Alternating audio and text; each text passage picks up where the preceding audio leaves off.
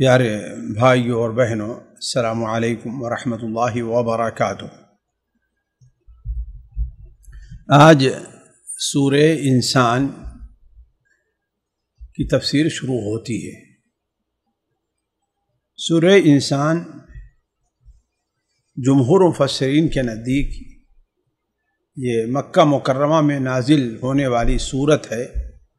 بعض علماء نے اسے مدنی سورت بھی کہا ہے، لیکن اس سورت کا جو مفہوم اور جو اسلوب اور جو معنی ہے، اس سے معلوم ہوتا ہے کہ یہ مکی صورتوں میں ہے۔ یہ سورت اس ناحیے سے بھی اہمیت کی حامل ہے کہ اللہ کے رسول صلی اللہ علیہ وسلم ہر جمعہ کو فجر کی نماز میں پہلی رکعت میں سورہ الف لام میم السجدہ اور دوسری رکعت میں هل اتى على الانسان حین من الدہر یعنی سورہ الانسان پڑھا کرتے تھے۔ اس سورت کو سورت الانسان بھی کہا جاتا ہے اور اس سورت کو سورت الدہر بھی کہتے ہیں، اور یہ دونوں لفظ اس سورت کے بالکل ابتدا یعنی پہلی ہی آیت کے اندر مذکور ہیں۔ هل اتى على الانسان حین من الدہر لم یکن شیئا مذکورا۔ اس سورت کا مفہوم اصل میں اللہ تبارک و تعالی کی وحدانیت اور آخرت پر ایمان کا اس میں ثبوت پیش کیا گیا ہے۔ سب سے پہلے اللہ تبارک و تعالی نے انسان کو خود اس کے جسم میں تفکر کرنے کی دعوت دی ہے کہ وہ یہ سوچے کہ جس اللہ نے اسے اس وقت بنایا جبکہ وہ کچھ نہیں تھا، اس کا نام و نشان نہیں تھا، وہ اللہ تبارک و تعالی دوبارہ اسے پیدا کرنے پر قادر ہے۔ پھر جس اللہ تعالیٰ نے اسے پیدا کیا ہے، اس اللہ نے اسے بیکار نہیں پیدا کیا ہے، اسے خاص مقصد کے لیے پیدا کیا ہے، اور مقصد ہے آزمائش۔ پھر اس آزمائش میں وہ مجبور نہیں ہے، اس آزمائش کے لیے تیاری کرنے میں وہ مجبور نہیں ہے، بلکہ اللہ تبارک و تعالی نے اسے حق اور ناحق کے تمیز کی توفیق، حق اور ناحق کے تمیز کے اسباب بھی بیان فرمائے۔ وہ اسباب خود اسے جو قوتیں دی گئی ہیں، سمع و بصر کی، ہوش اور گوش کی جو قیمتیں دی گئی ہیں، جو نعمتیں دی گئی ہیں، اس سے بھی فائدہ اٹھا سکتا ہے وہ، اور اللہ تبارک و تعالیٰ کی طرف سے انبیاء علیہ السلام اس سے بھی فائدہ اٹھا سکتا ہے۔ پھر اس کے بعد بڑے اختصار کے ساتھ جو اللہ تعالیٰ کی اس نعمت کو قبول نہ کرے اور اس پر عمل نہ کرے، اس کے انجام کا بیان ہے، اور ایک طویل آیات چلی گئی ہیں ان لوگوں کے صفات اور ان پر اللہ کی جو نعمتیں ہیں ان کے بیان میں، جو اللہ تبارک و تعالیٰ کی اس نعمت کو قبول کرتے ہیں۔ اور آخر میں نبی کریم صلی اللہ علیہ وسلم کو تسلی، اہل مکہ کو دعوت اسلام، اور نبی کریم صلی اللہ علیہ وسلم کو اس موقع پہ کیا کرنا چاہیے اس کا بیان ہے آخر تک۔ اور آخر میں اہل مکہ کو دھمکی دی گئی ہے کہ اگر ایمان قبول نہیں کرتے تو اللہ تعالیٰ ان کے لیے عذاب علیم کو تیار کر رکھا ہے۔ اب اس کے بعد اس سورت کے الفاظ کی طرف ہم آتے ہیں۔ اعوذ باللہ من الشیطان الرجیم من ہمزہ ونفخہ ونفثہ، بسم اللہ الرحمن الرحیم۔ هل اتى على الانسان حین من الدہر لم یکن شیئا مذکورا انا خلقنا الانسان من نطفة امشاج نبتلیہ فجعلناہ سمیعا بصیرا انا ہدیناہ السبیل اما شاکرا واما کفورا۔ هل اتى على الانسان، هل یہ کیا کے معنی میں ہے، ایک سوال کے طور پر آتا ہے۔ یہ سوال بسا اوقات کسی چیز کا اقرار کرانے کے لیے آتا ہے، جیسے کوئی شخص کسی سے کوئی بات کہی ہے، کسی پر کوئی نعمت کی ہے، تو یہ کہنے کے لیے کیا ہم نے تمہیں یہ چیز دی نہیں ہے، ظاہر بات معنی کیا ہے؟ ہم نے دی ہے۔ اور کبھی یہی سوال کسی بات کے انکار کرنے کے لیے آتا ہے کہ کیا یہ بات ایسی ہے، ایسی بات ہے؟ نہیں، ایسی بات نہیں ہے۔ جیسے کوئی شخص کسی سے کہتا ہے کہ کیا ہم نے یہ بات کہی ہے؟ مقصد یہ ہے کہ ہم نے یہ بات کہی نہیں ہے، جیسا کہ تم جانتے ہو، تمہارے علم میں یہ بات ہے۔ اور کبھی یہ بات بطور سرزنش کے ہوتی ہے، تنبیہ کرنے کے ہوتی ہے، جیسے کہ کوئی ماں اپنے نالائق بچے، اپنے نااطاعت شعار بچے سے کہتی ہے، کیا تم وہ وقت بھول گئے؟ تمہیں یاد نہیں ہے کہ ہم نے تمہیں کیسے پالا تھا، تمہاری کیسی خدمت کی تھی، تمہارے لیے میں کتنا پریشان ہوتی تھی، تمہارے لیے ہم نے کتنے دکھ درد سہے ہیں۔ اس کا معنی کیا ہے؟ یعنی یہ تم جانتے ہو تو اس کا تم حق بھی ادا کرو، یعنی میری اطاعت کرو۔ تو یہ مختلف معنی ہوتے ہیں اس کے، اور یہی آخری چیز جو ہم نے بیان کی شاید وہی یہاں پر مراد ہے کہ هل اتى على الانسان حين من الدهر لم يكن شيئا مذكورا، کیا انسان پر هل اتى، کیا آیا انسان پر، على الانسان، انسان پر، حین وقت، من الدهر زمانے سے، لم يكن شيئا مذكورا نہیں تھا وہ کوئی قابل ذکر چیز، یعنی انسان اس کو اچھی طریقے سے جانتا ہے کہ ایک وقت اس کے اوپر گزرا ہے کہ وہ کوئی قابل ذکر چیز نہیں تھا، اس کا کہیں علم کے طور پر اپنے اس کا کوئی وجود نہیں تھا۔ وہ شخص اس دنیا میں آنے سے پہلے کتنے مراحل سے گزرا ہے، اور سارے کے سارے مراحل جو ہے وہ مجہول رہے ہیں۔ وہ اپنے باپ کی پشت میں آنے سے پہلے کہاں تھا اسے اس کا کوئی علم نہیں ہے، باپ کی پشت میں بھی رہا تو اس کے باپ اور ماں اور دنیا کے کسی بھی شخص کو اس کا علم نہیں ہے۔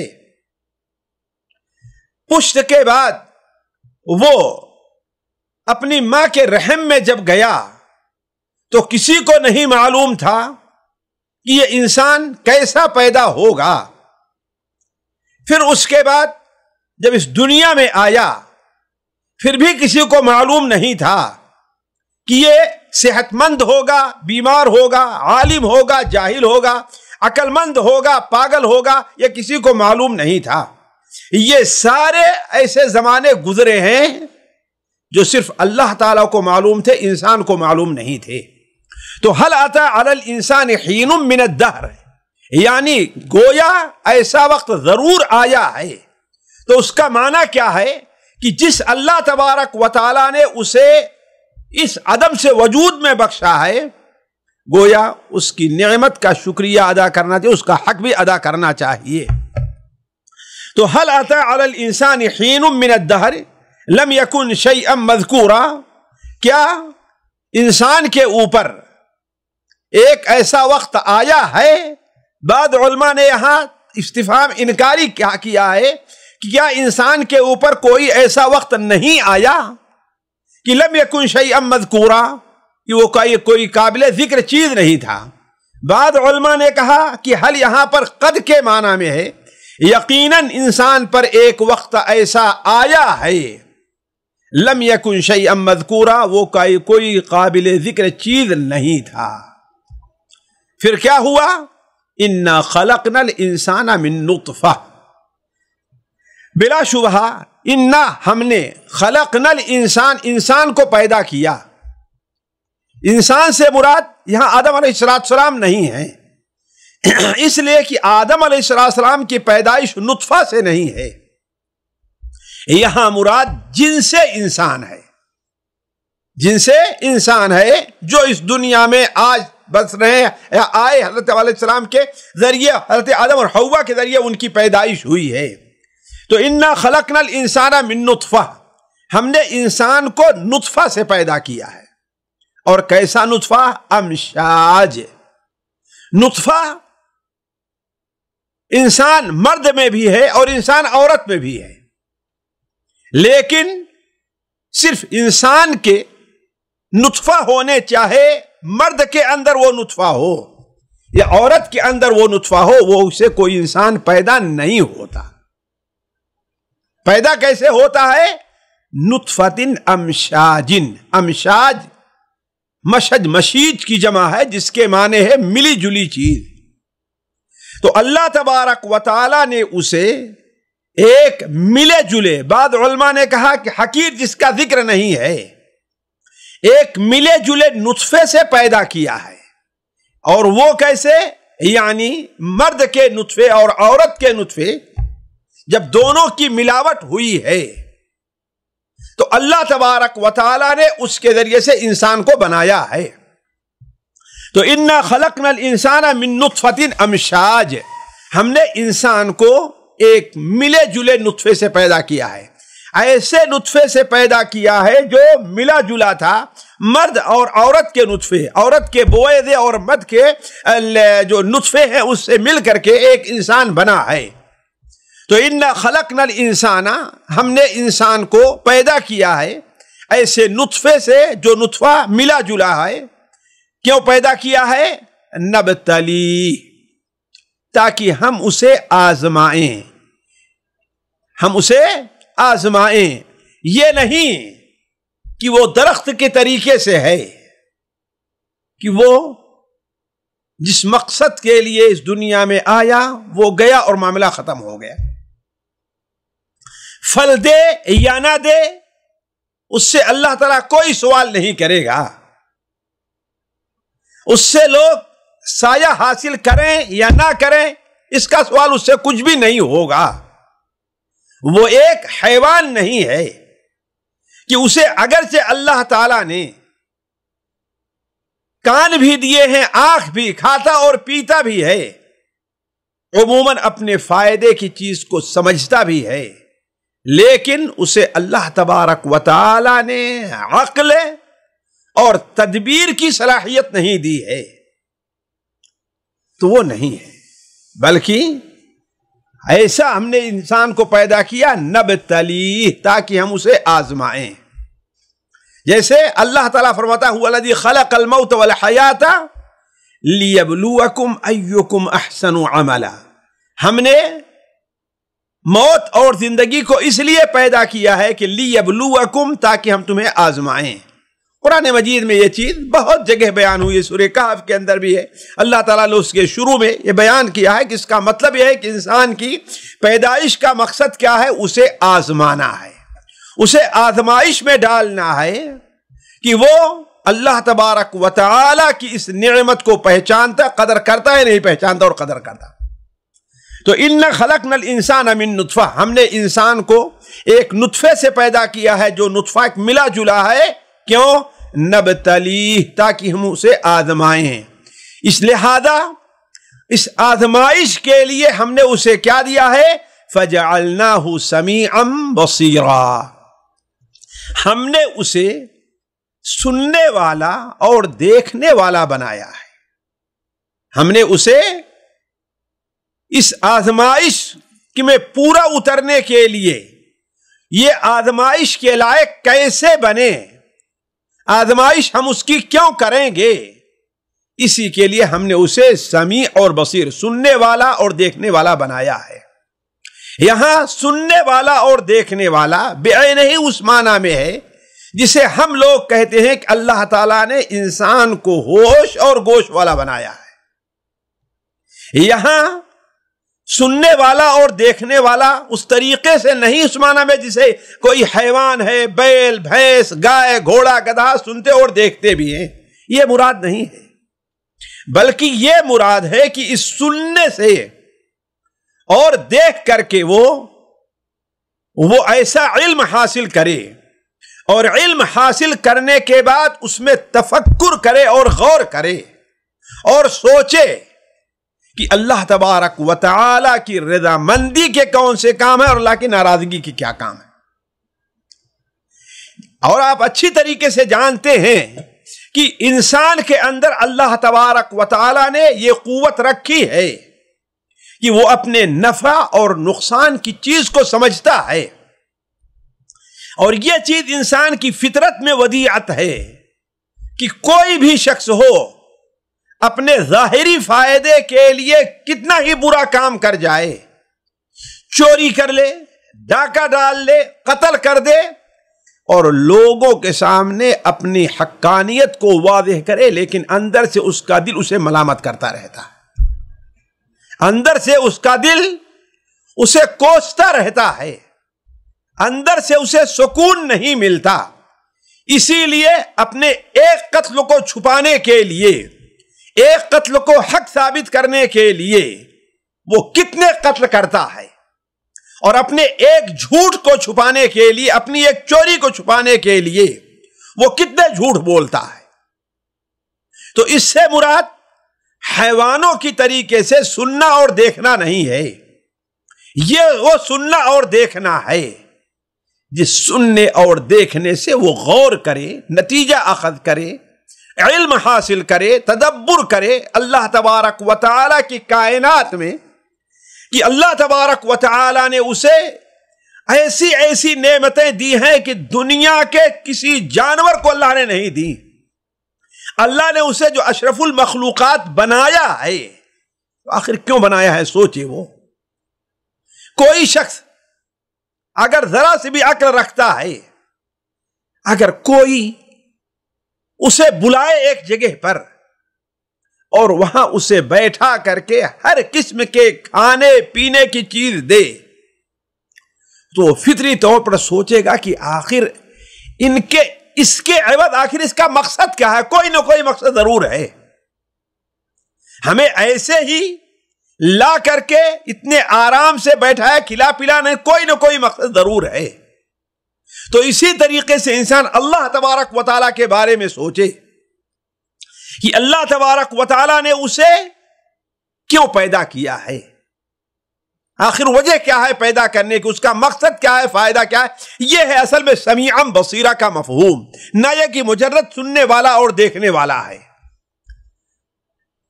اِنَّا هَدَيْنَاهُ السَّبِيلَ اِمَّا شَاكِرًا وَإِمَّا كَفُورًا، بلا شبہ ہم نے اسے هَدَيْنَاهُ السَّبِيلَ، ہم نے اسے راستے کی طرف ہدایت دی ہے، راستہ دکھایا ہے۔ وہ کون سا راستہ؟ وہ کون سا راستہ؟ اس کی وضاحت آگے کے دو الفاظ نے کیے ہیں۔ یعنی اللہ تبارک و تعالی نے بطور دلیل اور حجت کے ایک تو اسے سمیع اور بصیر بنایا ہے، اور اس کے اندر حق اور ناحق کے پہچاننے کی ودیعت رکھی ہے، جیسے کہ قرآن مجید میں ہے فطرت اللہ التی فطر الناس علیہا، اور صحیح حدیث میں ابو ہریرہ کی روایت ہے کہ آپ صلی اللہ علیہ وسلم نے فرمایا کہ کل مولود یولد علی الفطرہ، لیکن صرف فطرت کے اوپر نہیں چھوڑا اللہ تعالیٰ نے۔ اللہ تعالیٰ فرماتا ہے انا ہدیناہ السبیل، ہم نے اسے راستہ بھی دکھا دیا ہے، جیسے دوسرے کا فرمان ہدیناہ النجدین، ہم نے اسے راستہ دکھایا ہے۔ اس کے لیے اللہ تعالیٰ نے کتابیں نازل کی، اس کے لیے اللہ تبارک و تعالیٰ نے انبیاء اور رسولوں کو بھیجا، اس کے لیے اللہ تبارک و تعالیٰ نے اس دنیا میں علماء کو رکھا تاکہ لوگوں کو ڈرائیں اور متنبہ کریں۔ انا ہدیناہ السبیل، ہم نے اسے ہدایت دی ہے کس کی؟ راستے کی۔ کون سا راستہ؟ اللہ کی طرف لے جانے والا ہے، اور کون راستہ؟ اللہ تبارک و تعالی سے دور کرنے والا ہے۔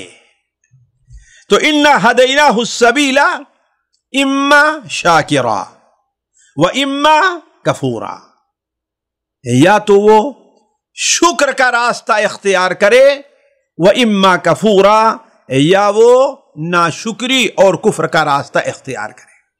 یہ وہ دو راستے ہیں جس کی طرف اللہ تبارک و تعالی نے اس کی رہنمائی کے لیے اولاً اسے سمیع اور بصیر بنایا ہے. پھر اس کے بعد اللہ تبارک و تعالی نے مزید تاکید کے لیے، تاکہ کسی کے پاس حجت باقی نہ رہ جائے، اللہ تبارک و تعالی نے اس کو سیدھے راستے کی ہدایت دی. انبیاء علیہم السلام کو نازل کر کے، کو مبعوث کر کے اور اپنی کتاب کو نازل کر کے اللہ تبارک و تعالی نے اسے شکر کرنے اور کفر کرنے کی صلاحیت دی. کفر کا کرنے اور شکر کرنے کے اللہ تعالیٰ نے راستے دکھائے. اب کسی کو کوئی حجت باقی نہیں رہ جاتی. اللہ کے رسول صلی اللہ علیہ وسلم نے اپنی بہت سی حدیثوں میں اسے بڑے واضح طور پر بیان فرمایا ہے.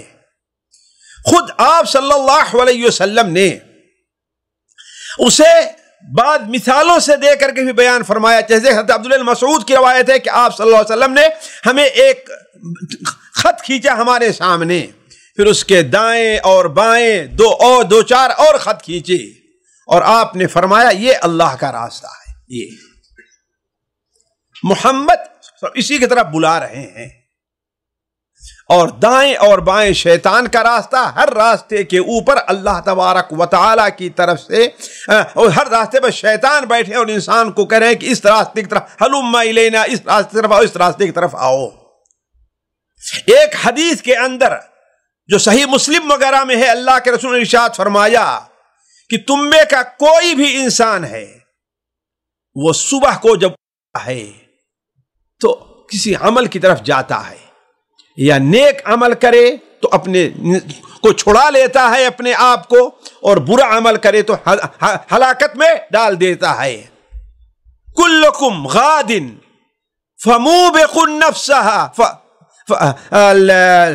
تم میں کا ہر انسان جانے والا ہے. ایک ہے کہ موبق النفس، اپنے نفس کو ہلاکت میں کرنے والا ہے، اور دوسرا ہے کہ اسے ہدایت کے راستے پر لانے والا ہے. تو اللہ تبارک و تعالی نے ہر ایک کو اس دنیا میں عمل کرنے کے لیے پیدا کیا ہے اور اس کے وسائل رکھے ہیں.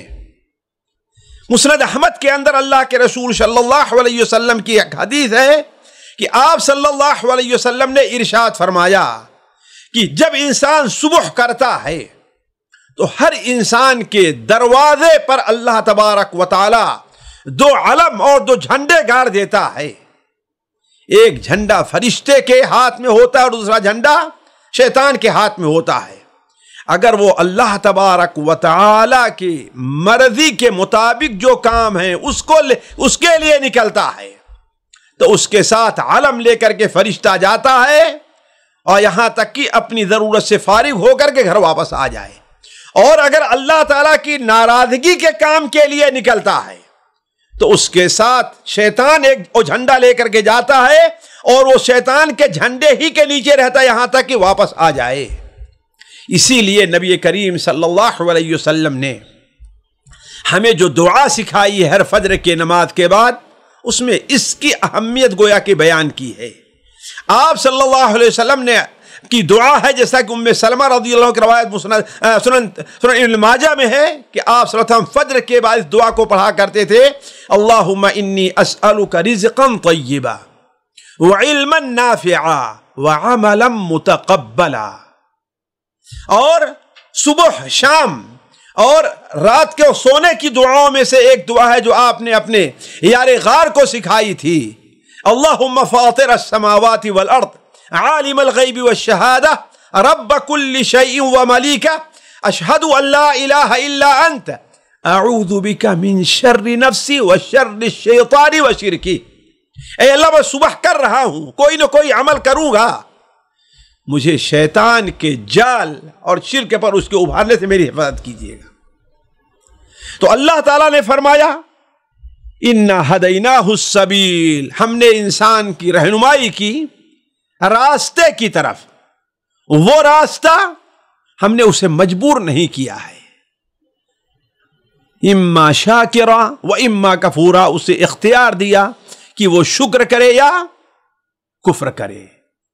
یہاں تک اللہ تبارک و تعالی نے انسان کی پیدائش کس حالت میں ہوئی، کیسے تھا، اس کو ذکر کر کے اللہ تعالیٰ نے اس کی زندگی کے مقصد کو بیان فرمایا. اور یہ سوچنے پر مجبور کیا کہ سوچے کہ وہ بلا وجہ پیدا نہیں کیا گیا ہے، اسے اللہ تبارک و تعالیٰ نے آزمائش کے طور پیدا کیا، اور آزمائش کن کن چیزوں کے ذریعے ہوگی اللہ نے وہ چیز واضح کر دی ہے۔ اور صرف یہی نہیں، اسے مطلقاً مجبور نہیں کیا، بلکہ یہ بھی واضح کر دیا کہ یہ ہدایت کا راستہ ہے اور یہ گمراہی کا راستہ ہے۔ اب اگر کوئی گمراہی اختیار کرتا ہے جیسا کہ عام لوگوں کا معاملہ ہے، تو ان کا انجام کیا ہے بیان فرما رہا ہے اللہ تعالیٰ، اور اگر ہدایت کا راستہ اختیار کرتا ہے جو لوگوں کے مقابلے میں کم ہے، تو ان کا انجام اللہ تعالیٰ بیان فرما رہا ہے۔ اللہ تعالیٰ فرماتا ہے اِنَّا أَعْتَدْنَا لِلْكَافِرِينَ سَلَاسِلَ وَأَغْلَالًا وَسَعِيرًا۔ اِنَّا بلا شبہ ہم، اعتدنا ہم نے تیار کیا ہے، اعتدنا اعداد تیار کر کے رکھنا، ہم نے تیار کیا ہے للکافرین کافروں کے لیے، یہ اس سے ماخوذ ہے کہ اما شاکرا و اما کفورا،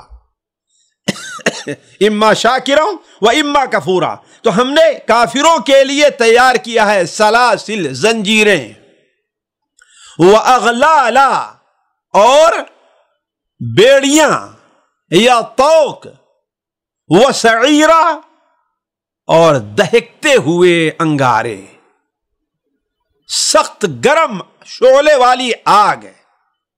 انا اعتدنا ہم نے بلا شبہ تیار کیا ہے للکافرین کافروں کے لیے، سلاسل، سلاسل جمع ہے سلسلہ کی، اس کے معنی زنجیر کے ہوتا ہے، وَأَغْلَالًا اغلال جمع ہے غل کی، جس کے معنی توق کے بھی آتا ہے اور بیڑی کے بھی آتا ہے۔ تو ہم نے تیار کیا ہے انسانوں کو جکڑنے کے لیے، باندھنے کے لیے، زنجیروں کو بھی تیار کیا ہے اور بیڑیوں کو بھی تیار کیا ہے، وَسَعِيرًا اور دہکتی ہوئی سخت گرم آگ کو بھی تیار کیا ہے۔ تو اگر وہ کفر کرتا ہے، امتحان میں کامیاب نہیں ہوتا، اپنے سمع و بصر سے کام نہیں لیتا، انبیاء کی اطاعت نہیں کرتا، کتاب پر عمل نہیں کرتا، تو یاد رکھے کہ سلاسلہ و اغلالا و سعیرا ہم نے اس کے لیے بیڑیاں، زنجیریں جس میں وہ جکڑا جائے گا، اور سخت آگ کو تیار کیا ہے۔ جیسا کہ آپ لوگ جانتے ہیں کہ متعدد حدیثوں بلکہ قرآن مجید بہت سی آیات میں اس قسم کے عذابوں کی منظر کشی کی گئی ہے، لیکن اس کے برخلاف ان الابرار یشربون من کأس کان مزاجها کافورا، کافرین کے مقابلے میں ابرار ہے، ابرار بر یعنی نیکی، اور بر نیکی کرنے والا، نیکی کرنے والا۔ تو ان الابرار بلا شبہ نیک لوگ جو شکر گزار ہیں، شکر کرنے والے ہیں، یشربون پیئیں گے، یشربون پیئیں گے، من کاس، کاس گلاس، جام عام طور پر ہوتا ہے وہ گلاس جس کے اندر پانی بھرا ہوا ہو، جس کے اندر کچھ رکھی گئی ہو، پینے کی چیز جو ہے، یعنی خالی گلاس نہیں۔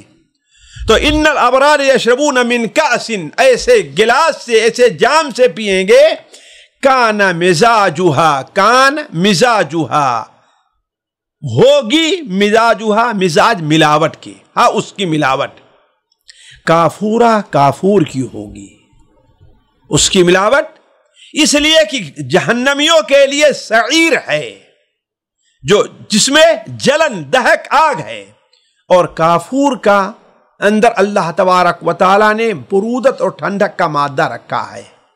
تو ان الابرار بلا شبہ نیک لوگ جو ہیں، یشربون پیئیں گے، من کاسن ایسے گلاس سے، کان مزاجھا کافورا اس کی ملاوٹ ہوگی کس سے؟ کافور سے۔ اب کافور کیا ہے؟ عینا یشرب بہا عباد اللہ، عینا وہ ایسا چشمہ ہے، کافور ایسا چشمہ ہے، یشرب بہا عباد اللہ جس سے اللہ تبارک و تعالیٰ کے بندے، خاص بندے پیتے ہیں، یشربو بہا اس سے پیتے ہیں، یعنی اس سے سیراب اور آسودہ ہوتے ہیں، اس لیے کہ شرب یشربو کا صلہ آتا ہے من، جیسے یہاں دکھا جائے یشربون من کاس، اس گلاس سے پیئیں گے، لیکن یہاں پر جب بے آیا ہے تو اس کا معنی کیا ہے؟ علماء کہتے ہیں یہاں پر اس کے معنی میں پھر پینا نہیں ہے بلکہ پی کر کے سیراب ہونا ہے، یعنی ایسا پینا ہے کہ اس کے بعد دوبارہ پیاس نہ لگے۔ تو ان العینن، وہ کافور کیا ہے؟ ایسا چشمہ ہے، یشرب بہا عباد اللہ، کہ اس چشمے سے اللہ تعالیٰ کے بندے پانی پئیں گے۔ حالانکہ ساری دنیا کے لوگ اللہ تعالیٰ کے بندے ہیں، لیکن قرآن مجید میں جہاں عباد اللہ، عباد الرحمن کہا گیا ہے، اس سے وہ اللہ تعالیٰ کے خاص اور مقرب بندے ہیں۔ تو ان الابرار، جو نیک لوگ ہیں جنہوں نے شکر کیا ہے، وہ ایسے گلاس سے پئیں گے جس گلاس کے اندر کافور کی ملاوٹ ہوگی۔ اور کافور کیا ہے؟ کافور ایسا چشمہ ہے جس سے اللہ تعالیٰ کے خاص بندوں کو پینے کو ملے گا، جس سے اللہ تعالیٰ کے خاص بندے، یعنی ابرار کو اس چشمے سے پینا نہیں ہے، بلکہ ابرار کو جو کچھ پینے کے لیے مل رہا ہے اس میں اس چشمے جو کافور کا اس کی ملاوٹ پائی جائے گی۔ تو ان الابرار یشربون من کاس کان مزاجها کافورا، یعنی جو نیک لوگ ہیں وہ پئیں گے ایسے گلاس سے، ایسے جام سے، مزاجها کافورا، جس کی ملاوٹ کس سے ہے؟ کافور سے ہے۔ اور کافور کیا ہے؟ عین یشرب بها عباد اللہ، وہ ایسا چشمہ ہے جس سے اللہ تبارک و تعالی کے بندے، خاص بندے سیراب ہوں گے، خاص بندے پیئیں گے۔ اور کیا ہے وہ پینے کی کیفیت کیا ہوگی؟ یفجرونہا تفجیرا، فجرا یفجرو کے معنی ہوتا ہے بہ پڑنا، اور یفجر یعنی وہ بہائیں گے۔ تو یفجرونہا تفجیرا، اس کافور سے، اس چشمے کو، اس چشمے سے وہ کیا کریں گے؟ اپنے لیے گویا کی نہروں کی شاخ نکالیں گے وہاں سے، یعنی اس کا معنی یہ ہے کہ انہیں کافور کے چشمے سے پینے کے لیے وہاں جانے کی، تکلیف اٹھانے کی ضرورت نہیں ہوگی کہ بھیڑ لگ جائے وہاں پر، نہیں، وہ چاہیں گے تو صرف آنکھ کا اشارہ کریں گے اور اس سے نہر جاری ہو جائے گی، اپنے گھروں، اپنے مسہریوں، اپنے چارپائیوں کے پاس جو ہے لے کر کے آئیں گے۔ یہ معنی ہے یفجرونہا تفجیرا، کہ اس سے بہا لیں گے یا چشمے پھوڑ لیں گے وہاں سے، کس کے لیے؟ تفجیرا، یعنی اچھی طریقے چشمے کو پھوڑ لینا۔ یہیں سے علماء نے یہ بات کہی ہے کہ جنت کی جو نہریں ہوں گی، ان نہروں کے میں کھائی نہیں ہوگی، گہرے نہیں ہوں گے، گڑھا نہیں ہوگا، بلکہ وہ نہریں ایسے اوپر زمین کے اوپر بہتی ہوں گی، اور اللہ تبارک و تعالیٰ کے حکم سے اس کی جو مسار ہے، اس کی جو حد ہے، اسی اوپر قائم رہیں گی۔ یعنی اوپر ہونے کے باوجود دنیا کا پانی ہے دائیں بائیں بہ جاتا ہے، لیکن وہ کیا ہے؟ ایک ہی سمت میں بہتا رہے گا۔ تو عین یشرب بہا عباد اللہ، وہ چشمہ ایسا ہے کہ یشرب بہا عباد اللہ، جس سے اللہ تبارک و تعالیٰ کے نیک بندے پئیں گے۔ یفجرونہا تفجیرا، اسے بہا لیں گے اپنی طرف، اسے نکال لیں گے اپنی طرف۔ تفجیرہ اچھی طریقے سے نکال لینا، یا اس سے شاخ، یعنی نہر کی شاخ بنا لیں گے اپنی طرف، اچھی طریقے سے شاخ بنا لینا۔ آج یہیں پر رکتے ہیں، اب اگلی مجلس انشاءاللہ ان آیات کے فوائد اور اگلی جو آیات نیک لوگوں کی، اللہ تعالیٰ کے جو بندے ہیں اس کی جو صفات بیان کی جا رہی ہے، کس وجہ سے وہ اس نعمت کے حقدار ہوئے اور کیسے مانا جائے گا کہ وہ اللہ کے شاکر ہیں، اس کا ذکر اگلی آیات میں آپ کے سامنے آئے گا۔ السلام علیکم ورحمۃ اللہ وبرکاتہ۔ سامعین کرام، ہمارے علمی اور عوامی دروس اور سوال و جواب کی مجلسوں سے آپ خود بھی مستفید ہوں اور اپنے دوست و احباب کے ساتھ بھی شیئر کریں۔ عین ممکن ہے کہ آپ کے شیئر سے کسی کی اصلاح اور آپ کے لیے صدقہ جاریہ بن جائے۔ واٹس ایپ پر اسلامک میسج حاصل کرنے کے لیے نمبر نوٹ فرمائیں: یعقوب عزیز 00966 5089 59707۔ واٹس ایپ سوال و جواب گروپ میں ایڈ ہونے کے لیے نمبر نوٹ فرمائیں: عبدالسلام عمری 00966502627622 نمبر بھیجتے ہوئے نام اور پتہ ضرور لکھیں۔ اسی طرح ہمارے یوٹیوب چینل اسلامی دعویٰ کو ضرور سبسکرائب کریں تاکہ ہماری ہر نئی اور اہم ویڈیو کی اطلاع آپ کو فوری حاصل ہو جائے۔ تمام دروس، مقالات اور سوال و جواب سیریز کے لیے ہماری مشہور ویب سائٹ www.islamidawah.com کا مشاہدہ کرتے رہیں۔ السلام علیکم ورحمۃ اللہ وبرکاتہ۔